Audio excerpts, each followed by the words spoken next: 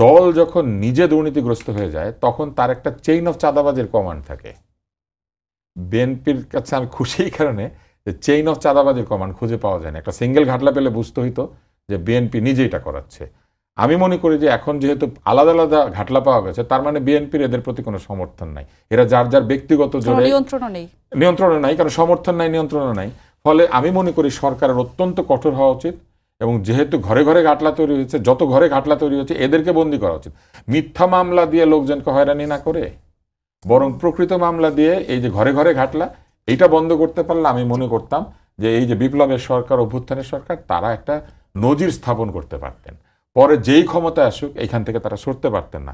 মানুষ তখন বলতো যে দেখেন 11 মাস, 12 মাস, 16 মাস, 18 মাসে তারা যা পারলো, আপনারা কেন পারেন না?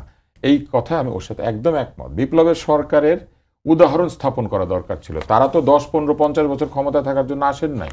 তারা এসেছেন এমন উদাহরণ তৈরি করে দিয়ে যেতে যে দেখেন ভাই, দল নাই, রাজনীতি নাই, কিচ্ছু নাই, শুধু শিক্ষা, অভিজ্ঞতা এবং সদিচ্ছা থাকার কারণে অল্প কিছু লোক কি চমৎকার দেশ চালিয়েছে।